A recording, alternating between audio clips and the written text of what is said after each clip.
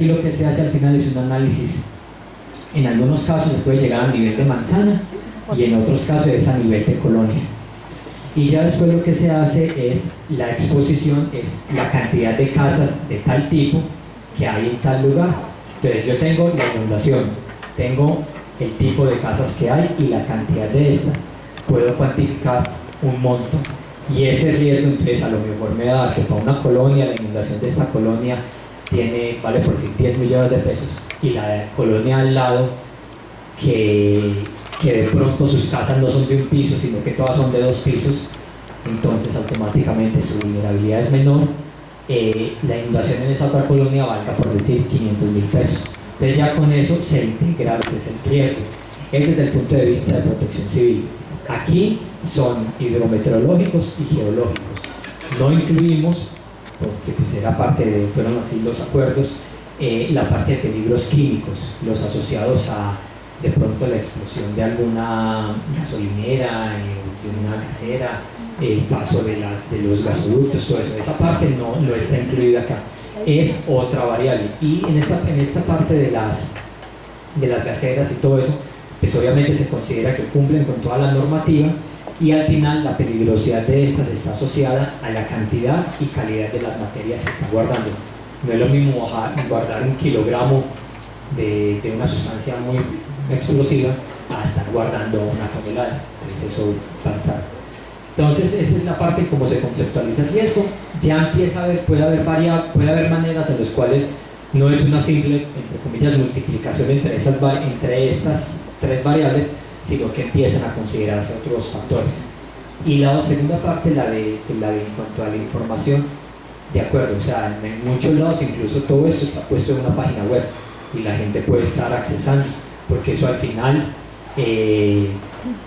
pues hace que la gente, si yo voy a construir y comprar una casa y entro al lugar donde está ubicada mi casa y veo que es en una zona que se va a inundar, de antemano yo no la construyo. Entonces, bueno, aquí va a depender. Nosotros la información todas se la damos al CNK y ellos, confiamos porque sí son bastante receptivos y están pensando en protección civil, en que esta información consideramos que la van a poder repartir, la van a poder distribuir de la mejor manera posible, según ellos. Doctor, pues felicitarlo por la exposición que nos acaba de realizar. Y pues nos presentaste una lámina de la zona de Chambotón, donde comentabas que hiciste batimetría y topografía para la zona del río y de la zona territorial. Entonces podemos ver la zona de inundación, por lo menos en una parte de la zona urbana de Chambotón. Y comentabas que en el caso del municipio de Carmen, por lo menos la topografía que va hacia la laguna de Telinos, pues no hay muchas localidades o zonas de población, pues el riesgo es, aunque el peligro es alto, pues el riesgo es mínimo, ¿no? Sí, la parte sur de la. Entonces la pregunta es en relación a la parte urbana del municipio de Carmen, en este caso la cabecera, si se tiene un mapa como el de Chambotón que nos represente la zona de inundación. En el caso de la zona urbana de Carmen, pues hay 2 cuerpos de agua, que es el arroyo de la Caleta y el arroyo Grande, ¿no? Entonces, pues conocemos que la parte de la isla, en esa parte, en la zona urbana, pues es una zona completamente plana, podemos decir, es la parte de 1 metro promedio, ¿no? Entonces, mi pregunta es si se tiene una caracterización de, por lo menos, las zonas de inundación de esos 2 cuerpos de agua y con qué instrumentos o curvas de nivel se realizan en todo caso, ¿no? Gracias. En el caso de Carmen tenemos algo que se denominó bajos inundables. Simplemente es, a partir del modelo digital de elevaciones, obtener todas aquellas zonas o cuencas, entre comillas, cerradas, que si llueve sobre ellas van a ser susceptibles a inundarse por lluvia. Entonces ese es otro mapa que sí se tiene. Y adicionalmente está el de marea de tormenta. Para toda la isla del Carmen se tienen estas curvas de inundación. Tenemos el modelo digital de elevaciones. En general para el estado fue 20 por 20 metros, pero para Champotón, Carmen y y Campeche el modelo es de 3 por 3 metros. Es un modelo con una definición mucho mejor, en el cual sí se tiene calculado cuál podría ser la inundación o el área afectable.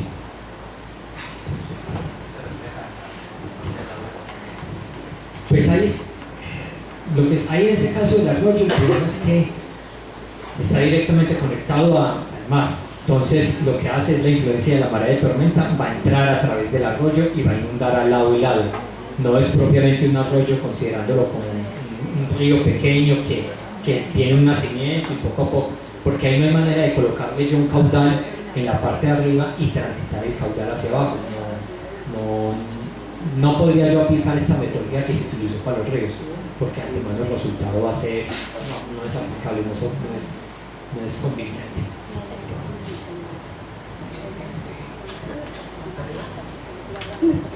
Estos datos son es un atlas estatal de peligros. ¿Cuál sería la diferencia de alcances entre un atlas municipal y si es necesario hacerlo? De acuerdo. A nivel de protección civil y según la Secretaría de Gobernación, esta metodología es atlas estatales y atlas municipales. Se podría aplicar lo mismo. Aquí es otra vez un problema legislativo. Algunas cosas el municipio tiene completa autonomía para decidir sus planes de desarrollo y en otras pues el Estado sí va a poder influir. Entonces de antemano, en el caso de Champotón, Candelaria y Palizada, si se hace el análisis municipal o estatal va a dar similar, porque la metodología que se aplicó es la misma.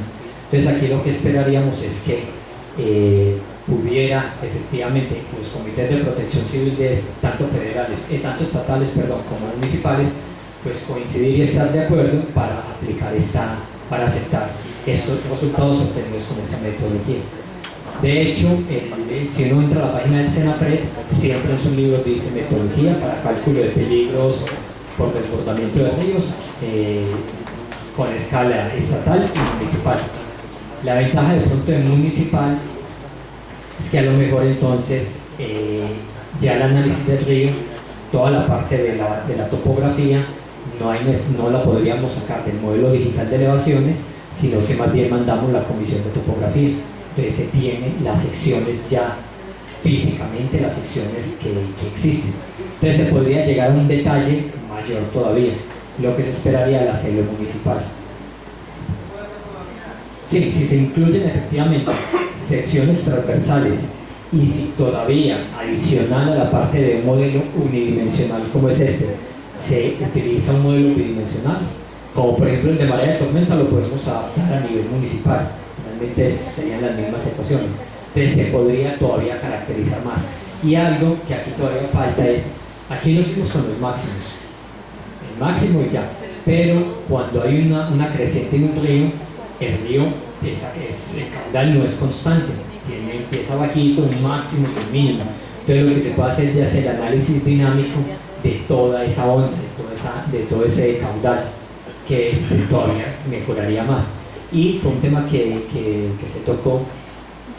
Pues otra parte es los sistemas de alerta temprana, perfectamente se pueden integrar con este tipo de metodologías y entonces ya saber que si está lloviendo con mucha intensidad en la parte alta del río Usumacinta, tanto de esa lluvia se va a convertir en caudal y tanto caudal va a ir por el río Palizada, y entonces saber que si llovió mucho, en cuántos días esa inundación, esa cantidad de agua va a llegar a Palizada y en qué áreas va a empezar a inundar. Entonces eso ya sería otro análisis todavía mayor. En el caso de huracanes, cuando el huracán ya empieza a ocurrir, el sistema, la CONAGUA aquí, el Sistema Meteorológico Nacional, determina la trayectoria y ya le dice a uno dónde está el huracán y cuáles son los sitios a los cuales puede llegar y con qué intensidad. Entonces esos datos los puede uno colocar en el sistema y obtener los niveles de marea de tormenta. O de antemano decir, va a llegar como un huracán clase 1, un huracán clase 1 corresponde a un periodo de retorno, digamos, de 5 o 10 años, 10 años, inundación de tanto, y evacúe por favor a tales personas. Entonces se puede todavía seguir personalizando más. Bueno, muchas gracias. Estamos ya sobre el tiempo de lo que tenemos programado como mesa de discusión. Les propongo, si quieren, seguimos con este tipo un poco más informal, que pasemos a la mesa o como gusten, si pasamos directamente. Bueno, lo que regresa también el doctor Toño.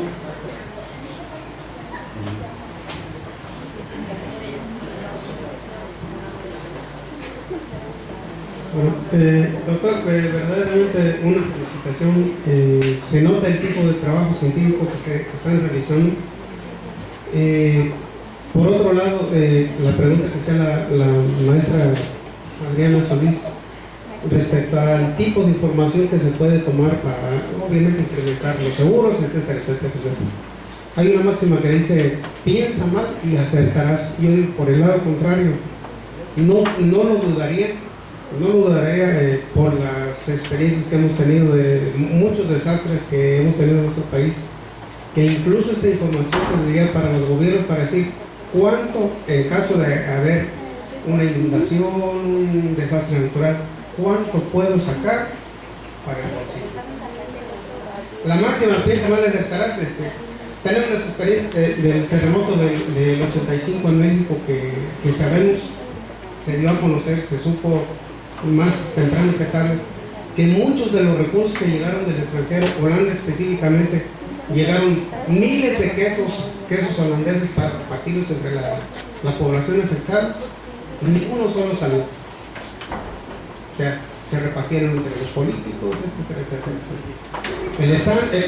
El día de ayer salí aquí, me fui a buscar sobre las ciudades sustentables, y lo curioso que sale que el día de ayer liberaron a algunos pobladores de San Juan de Nuevo Juan de Grijalva, una población de las ciudades sustentables. Los liberaron junto con el abogado defensor, porque habían ido a reclamar de daños que habían sufrido años atrás. O sea, el gobierno no les cumple, los recursos que están destinados para eso no se los dan, y el problema se eterniza. Entonces, vuelvo a máxima, piensa mal y acertarás. Serviría incluso para hacer ese tipo de proyecciones. ¿Cuánto me puede quedar en caso de un desastre? Nada más, lo felicito por su presentación. Claro, muchas gracias. Sí, de antemano, sé que no es una pregunta sino un comentario, pero sabemos que incluso muchas personas que viven en los lados de los ríos, lo que hacen es que en algunos, no todos, lo hemos visto en las encuestas, pues llegan a tener incluso dos casas, una que está al lado del río y otra que está en alto. Entonces en época de lluvias van y viven en la que está al lado del río, porque pues, se van a inundar y les va a llegar la ayuda. Y en la época ya de secas, pues, simplemente van y viven arriba y no hay problema. O si el gobierno decide, ustedes se inundaron, vamos a construirles otra casa, se van a ir a la otra, pero la de abajo no la abandonan. Entonces, claro, esto es parte pues, de cosas que antemano consideramos que no deberían pasar, y esta información pues también podría servir eso. ¿Qué lugar puedo ir a sentarme y de ahí no me muevo porque de antemano sé que en 5 o 10 años puedo inundarme y ahí me van a adjudicar? Entonces, sí, ese es al final, hablando desde el punto de vista, cuando se construye una carretera, la gente que ya sabe por dónde va a ir el trazo de la carretera, lo que hace es que van y compran esos terrenos. Pero es información que se sabe con 3, 4 años antes, no la sabe todo el mundo, pero sí.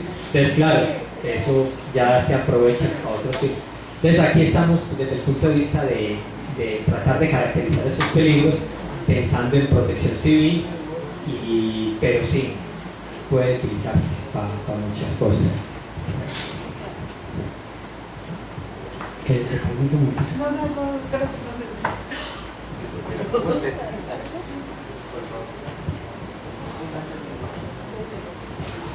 Buenas tardes, pues me uno a la felicitación de todos los que me antecedieron, y mi pregunta, más que pregunta, es una forma de cómo motivarías a todos estos chiquitos que están aquí inquietos para que se interesen por este tipo de trabajo tan importante que estás realizando. Perfecto, muchas gracias. Aquí de antemano, como yo mencioné, es un trabajo de 3 instituciones principalmente, y en total pues hemos sido del orden de 30 personas que hemos estado desde hace 3 años, de los cuales estudiantes de los 30 son 20 aproximadamente. Entonces el trabajo de ellos pues ha sido fundamental porque viene desde el proceso de que se pueda entender cuál es el fenómeno, e incluso desde el momento en que nos vamos de campaña de campo. Entonces aquí, como dijo mi antecesor, mucho del trabajo va a estar en caracterización de peligros y riesgos para ni siquiera diría yo que para el futuro, sino para allá. Entonces la motivación sería que terminen rápido su licenciatura y que de antemano sigan, y ahí sí piensen en seguir de antemano un estudio de posgrado que les permita que tengan mayores elementos. Entonces, en la medida en que se puede estar mejor preparado, el orden de importancia del trabajo que uno desarrolle, de pronto va a poder ser un poco mejor. Entonces, este tipo de trabajos, si se hacen a nivel detallado, a nivel municipal, o incluso a nivel de una colonia, se puede llegar a un resultado mucho mejor y servir para el desarrollo. Entonces estamos en capacidad, las metodologías hay que obviamente sentarse y leerlas y trabajarlas, pero son completamente aplicables.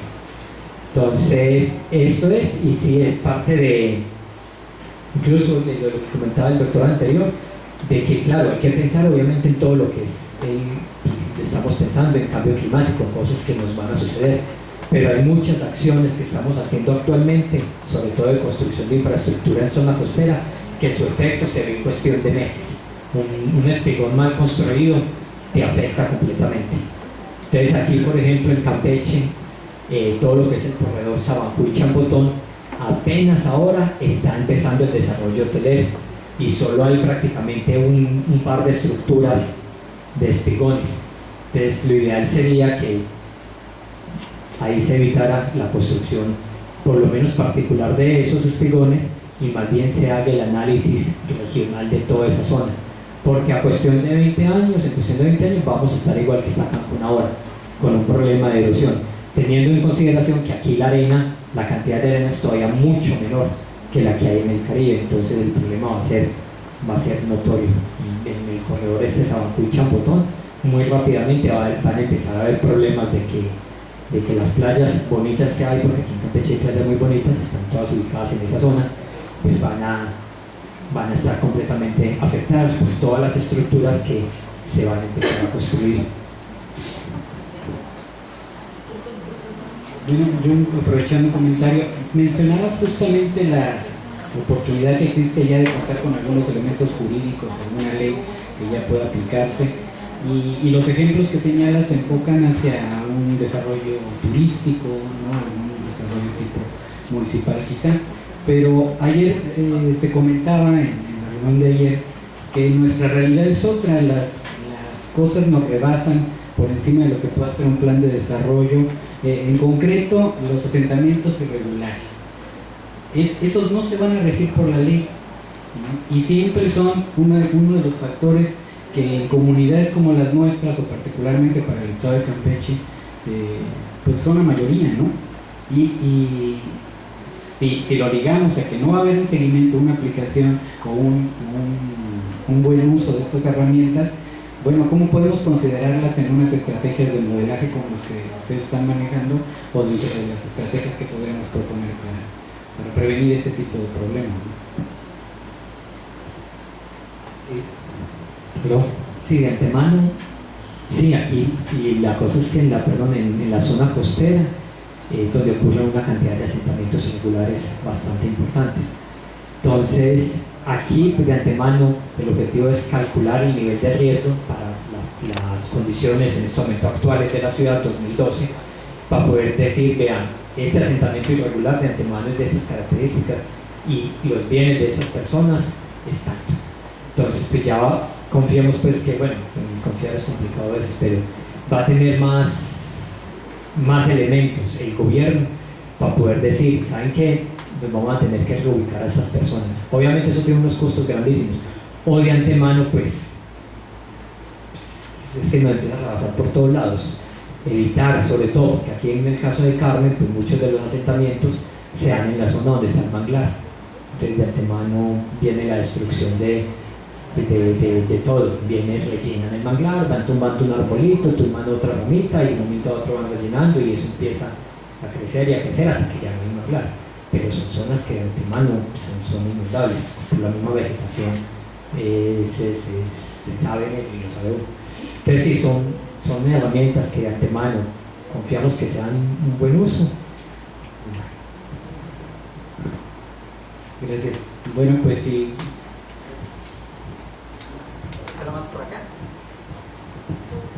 Sí, doctor, buenos días.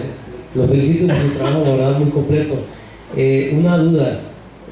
Aquí se nos comentado ahorita de que no rige lo legislativo a los asentamientos irregulares, pero comentó que Protección Civil hizo una ley, entonces a ellos definitivamente no, por ser irregular no los tocan, ¿no? O sea, porque comentaba que es cárcel el que construyan. ¿Cómo aplica? Si aquí es el desarrollador establecido que llegue y compra un terreno y ahí quiere desarrollar unas casas que van a ser ofrecidas con crédito Infonavit o crédito bancario, pues de antemano, si se asienta en una zona que se va a inundar, contra él van a poder ejercer alguna acción. En los irregulares el problema es que pues no, entonces ahí ya van a tener, o sea, no, porque no hay ni siquiera, no hay inmobiliaria, no hay escritura, no hay nada. Lo que sí, y aquí ya en la parte política es, pues de antemano, lo que pasa con un asentamiento irregular es que llega, la gente se instala por necesidad, entonces el gobierno al cabo de 2, 3, 5 años, pues ya empieza que les lleve el agua entubada, que les pone electricidad, que les pone... Entonces esas serían servicios que de antemano no se los van a poder dar ahí. Entonces la gente pues ya, bueno, va a saber, claro, de antemano sabemos, pensando desde la otra parte, que pues son votos también, entonces es la otra parte de que nuestra... Sí, entonces por un lado son votos, pero por el otro lado es la parte complicada. Entonces vuelvo a lo mismo, la parte física o la parte técnica es factible determinarla. Cuesta a veces trabajo, pero se puede aplicar metodologías. En la parte política es donde empezamos todos con problemas porque nos van a sobrepasar, entonces, bueno, confiamos de todas maneras que estas sean herramientas que puedan ser tomadas con la mejor voluntad para que ellos puedan hacer acciones adecuadas. Algo sí importante es que cuando ocurre una inundación, además de los daños materiales y todo, hay daños a la salud y se pueden cuantificar si la inundación va a durar, por decir algo, una semana, un mes, qué daños, cuánta gente va a enfermarse de gripa, cuánta gente de enfermedades gastrointestinales, de la piel. Entonces con esto se puede inferir qué monto tiene que tener la Secretaría de Salud, qué vacunas, qué medicamentos antes de cada temporada por lo que pueda llegar a suceder. Entonces son herramientas que también pueden llegar. Algo que también, y es una de estas son unas preguntas adicionales que hemos hecho, es cuánto tiempo la gente deja de trabajar cuando hay una inundación. Entonces pierde bienes materiales, se daña su labrador, pero va a dejar de trabajar una semana, un mes, pues también está perdiendo, y eso es una pérdida que hay que considerar, porque sí, un pescador llega y se le daña su lancha y su motor, y ya de antemano pues la afectación es grandísima, porque es que ese es su medio de vida. El campesino llega y tiene 10 vacas y se le ahogaron 5, pues ahora para recuperarse, o en el caso de Palizada de antemano la cantidad como Palizada es una zona que de antemano saben que cada año puede inundarse, lo que les cuesta a ellos es tienen que trasladar las vacas y sus reses de las zonas cercanas al río a las zonas altas. Entonces es el traslado, tienen que rentar la tierra, les cobran por animal por día, el alimento, las vacas que antes pesaban 500 kilos, después de 2 meses en otro lugar ya pesan 400 kilos, entonces obviamente pierden por todos lados. Entonces esas son cuantificaciones que estamos también haciendo para tratar de incluir el costo de cuánto vale, cuánto dejan de ganar las personas por concepto de una inmunización. Pues muy bien, pues le agradecemos al doctor por tan interesante y polémica plática, pero creo que el tema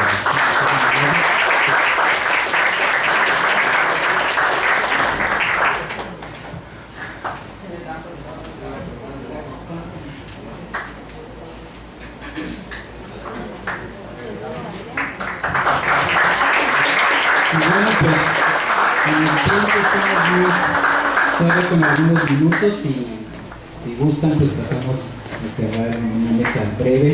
Invito a los dos expositores a pasar aquí a la mesa, comenzamos quizás 2 o 3 puntos rápidos y terminaremos con la sesión del día de hoy.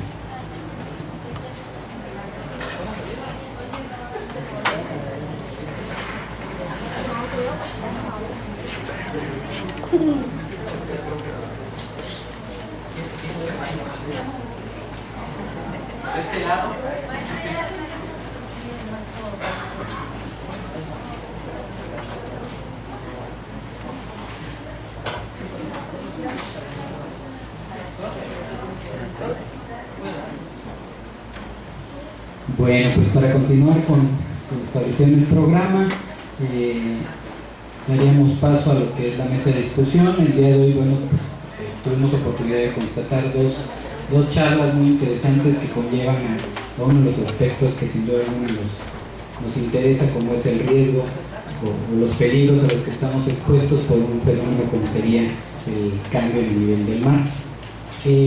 Tomando algunas notas y considerando justamente inquietudes que se manifestaron a lo largo de las sesiones de preguntas, a mí me gustaría invitar a los expositores a aclarar primero, yo creo, algunos de los conceptos, porque se cuestionó hace un momento qué es propiamente la vulnerabilidad, qué es el riesgo, ¿no? Y esto no se define de la misma manera para lo que es una cuestión de protección civil a lo que establece, por ejemplo, la recientemente publicada Ley General de Cambio Climático. Para ello, pues ya ven ahí, porque son algunos puntos muy comunes, pero se manejan algunos conceptos que me gustaría a mí enfatizar. Hay una lista en lo que es el artículo 3 de esta ley, pero lo que es, por ejemplo, la adaptación, a mí me gustaría que estos conceptos los pudiéramos comentar un poco más, y particularmente con el estado de Campeche, si no se pudiera de forma general.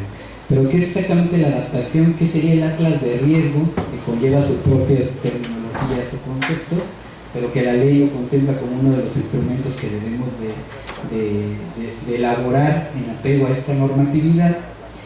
La resiliencia, que tendría que ver con el tema que vimos el día de hoy, justamente de qué tan preparados estamos o no, ya sea como población, como individuo, como Estado, quizá como región y país. La resistencia y el riesgo.